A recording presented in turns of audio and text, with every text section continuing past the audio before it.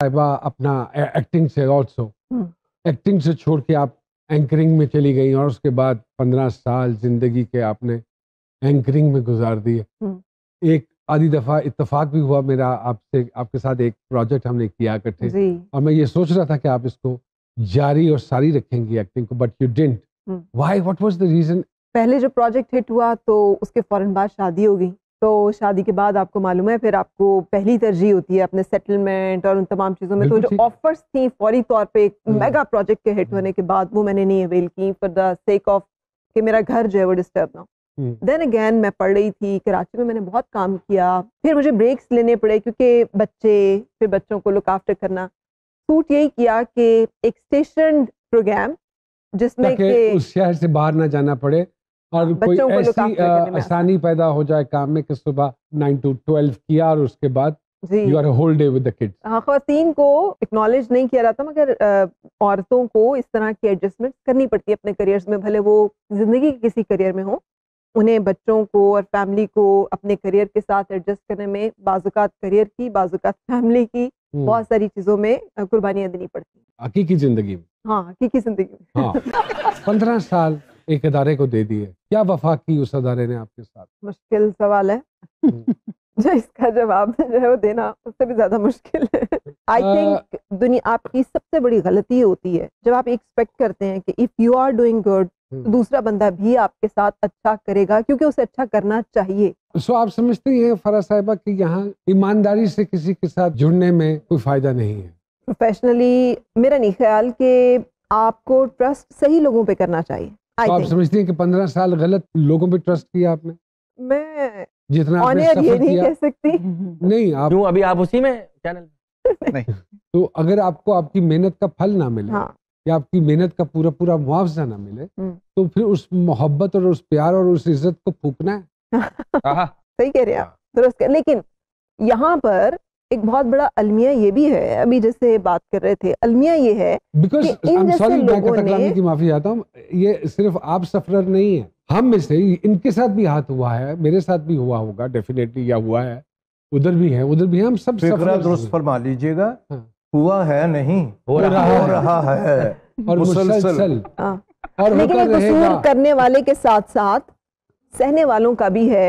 हम सब अपनी अपनी अकेले अकेले जंग लड़ते हैं। आज जर्नलिस्ट का फोरम मौजूद है, एक्टर्स का, काम करने वाले लोगों की एक आवाज क्यों नहीं है कि जिनके राइट्स से, जिनके मामलात को लुक आफ्टर करने के लिए भी कोई लॉबी हो बन चुकी हुई है। और जैसे हमारी प्राइवेट जी हम लोग मेंबर हैं, बिल्कुल कुछ बहुत सारी चीजें, कुछ पता है वही वाली बात है, एक जिसको मिल रहा है और वो क्यों बोलेगा उसके लिए जिसको नहीं मिल रहा। एग्जैक्टली हाँ, हमारे मुल्क में एंटरटेनमेंट को आज तक इंडस्ट्री नहीं माना गया। एंटरटेनमेंट को या इससे जुड़े हुए लोगों को आप समझते ही नहीं कि वो कंट्रीब्यूट कर रहे हैं in terms of taxes, in terms of मुआशरे में एक अच्छा लोगों का एंटरटेनमेंट या तफरीह फराहम करने में। आप उन्हें कदर की निगाह से ही नहीं देखते। आपको प्रिविलेजेस क्या दिए हैं? क्या आपको भी कोई मराहत टैक्स में हासिल है? क्या आपको भी कोई रियायत एयर टिकट्स पे मिलती है? क्या आपको भी किसी जगह पे सरकारी गाड़ी की कोई मराहत है? कुछ इस तरह की कंसेशंस हासिल है जो नहीं है। तो ये तमाम वो चीजें हैं जिनको हमें कंसिडर करना पड़ेगा जब हम अपने मुल्क के आर्टिस्ट को और इस इंडस्ट्री का मुकाबला करते हैं दुनिया के साथ। अच्छा सर, आप लोग इस बात को मानते हैं फराह जी, स्पेशली फॉर यू एक सवाल है मेरा सर, कि कुछ लोग जो हैं वो सच्चे लहजे में झूठी बातें करते हैं, खासतौर पे हमारी इंडस्ट्री में? बिल्कुल बिल्कुल, हमारी इंडस्ट्री में नहीं, दुनिया में। दुनिया दो रंगी, अंदरों वैरी, बारों संगी। तो दुनिया के दो रूप तो है ना। आपने तो हमेशा इंटरव्यूज किए हैं आज कोई आपसे सवाल पूछ रहा है तो कैसा महसूस होता है? आज भी ऐसे ही लग रहा है यही इंटरव्यू कर रही है। और सर मैं ऐड करना चाहता हूँ एक बात, बड़ी बड़ी खवातीन की आप इंस्पिरेशन रही हैं। बिल्कुल, salute ma'am, thank you very much. मैंने दरअसल बहुत जल्दी मॉर्निंग शो किया था, ये बात है 2000 की। उस वक्त अभी प्राइवेट मीडिया भी नहीं था, पीटीवी का बहुत बड़ा मॉर्निंग शो होता था। तो मैंने वहां से 20 साल पहले, 20 साल पहले, तो मैंने वहां उस जमाने में मॉर्निंग शोज थे। जी मुस्तनसर हुसैन तारड़ साहब का, और तारड़ साहब के जाने के बाद फिर जिन लोगों ने उसमें किया था उनमें मैं भी शामिल थी, क्योंकि मैंने भी बहुत अर्ली शुरू कर लिया था। तो इससे फिर बहुत सारे लोग जो सवाल, मॉर्निंग शो करना मुश्किल चीज नहीं है, और फिर वैरायटी भी उसमें लेके आनी, बहुत मुश्किल, ये आसान है जो आप कर रहे हैं। लोगों में प्यार ही कराने ਉਹਦੇ ਵਿੱਚ वहीं से खराबी शुरू हुई थी मॉर्निंग शो की। जब शादियां, जब गुड्डे में सुइयां गाड़ी जा रही थी एक चैनल पे, दूसरे ने कहा उन्होंने क्या किया, उन्होंने कल यूं करके यूं कर दिया, निकालो। सिंध का जादूगर कैसा होता है, पंजाब का जादूगर कैसा होता है, सरहद का जादूगर, वो जादूगर आ गए, वो ये मॉर्निंग शो हो गए, वो बातें पीछे रह गईं। ये मॉर्निंग शो बने थे उन खवातीन के लिए जो घरों में होती थी, मर्द कामों पे चले जाते थे, ये एंटरटेनमेंट उनकी थी और कुछ सीखे उससे। जहाँ से ये चले थे। हमारे यहाँ तो आधा तीतर आधा बटेर। अच्छा, वैसे ये भी अशरफ साहब, ये भी जब मॉर्निंग शो हम लोग करते थे वो इंक्लूसिव होता था।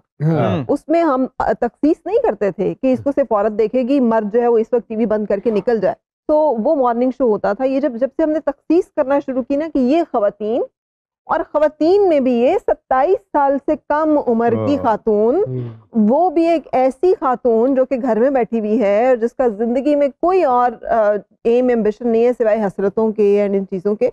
ये जो मार्केटियर ने जब हमें नैरो डाउन किया और बजाय इंटेलेक्चुअल के गाइड करने के कि मुआशरे को किस चीज़ की ज़रूरत है, मार्केटियर ने बताया कि ये बिकेगा, तो बिकता तो फिर बहुत सारा कुछ। वो फिर मॉर्निंग शोज में आप एजुकेट नहीं कर रहे किसी, नहीं, आप पूरी इंडस्ट्री में किसी चीज जगह पे एजुकेट नहीं कर रहे। जबकि मॉर्निंग शो में आप एजुकेट कर सकते थे लोगों को। स्क्रिप्ट की कमी रही। क्या प्रोग्राम है आज शाम खाने का? इस प्रोग्राम के बाद चले हम। अच्छा, पर ऐसे क्या प्रोग्राम है आगे, क्या सोचा है जिंदगी के हवाले से? मॉर्निंग शो दोबारा किसी के साथ कंटिन्यू करना है या एक्टिंग में एक दफा फिर ट्राई जरूर मारनी होगी, क्योंकि अब तो माशाल्लाह बच्चे बड़े हो गए हैं और इंडिपेंडेंट होते जा रहे हैं वक्त के साथ साथ, तो क्या सोचा है? एग्जैक्टली लिबरेट हो गई हूँ मैं उन पाबंदियों से जो मेरी जिम्मेदारियां थी, तो मैं डेफिनेटली सोच रही हूँ एक्टिंग के लिए मॉर्निंग शो का वही जो आप लोग डिस्कस कर रहे हैं मिजाज का, अगर कोई चीज मिलेगी तो वो किसी भी चैनल पे हो, किसी भी जगह पर हो, मैं वो डेफिनेटली करूंगी, क्योंकि मैंने हमेशा कोशिश की है कि मैं वो काम करूं जिसमें मेरा कंफर्ट लेवल हो। एक साहब थे जो आपकी आवाज बना के सेलिब्रिटीज को फोन किया करते थे। जी, अभी भी हैं। अभी भी हैं साहब? कैसे पकड़ा उन्हें आपने? मुझे एक दिन कॉल आई, मैं नाम नहीं लूंगी, एक पाकिस्तान की बड़ी सेलिब्रिटी, और मैं किचन में खाना बना रही थी और उसने मुझे कहा कि फरा खैरियत से हो? मैंने कहा हाँ बिल्कुल ठीक हूँ, शो के हवाले से मुलाकात तो अक्सर रहती थी। तो तुम्हारा नंबर क्यों बंद है? मैंने कहा मेरा नंबर तो ऑन है ना, तो बात तो हो रही है। तो उसने कहा नहीं, जिस नंबर पे हमारी बात होती है। मैंने कहा वो कौन सा नंबर है? कहा नहीं, कोई पास खड़ा है। मैंने कहा कोई भी नहीं है। देन आई रियलाइज कि मामला उससे बहुत बड़ा है जो मैं सोच रही हूँ। और फिर उसको मैंने रिपोर्ट किया तो वो पकड़ा गया वो, और उसके बाद जब उसको 14 साल सजा और जुर्माना। क्या वो आपकी आवाज बना के पैसे बटोरते रहे? जी, वो लोगों के साथ। एक दिन मैं ऑफिस में बैठी हुई, नुमान साहब, और मुझे एक बंदा आता भागा मेरा पीएन, आपके लिए ना आईपैड ये आया है। अच्छा, उस जमाने में मैंने अपनी स्टाफ से बात करी थी कि मैंने अपना ये जो है ना लैपटॉप चेंज करना है, तो मैं सोच रही हूँ कि जो नया एयर आया ना वो लिया जाए, और उन्होंने कहा कि आपका वो आ गया है। तो मैं सोचूं कि कहाँ से आ गया और किसने मुझे दिया? एंड आई आस्क्ड देम कि 1 मिनट उनसे कहो कि रुके तो मैं आती हूँ। किसने कहा? उन्होंने कहा फरा से हमारी बात हुई है। मैंने कहा मुझसे तो किसी की बात नहीं हुई। जब तक हम वहां पहुंचे तो वो साहब समेत लैपटॉप के जा चुके थे। तो बहुत सारे ऐसे विक्टिम्स हैं जिनका हमें पता नहीं है।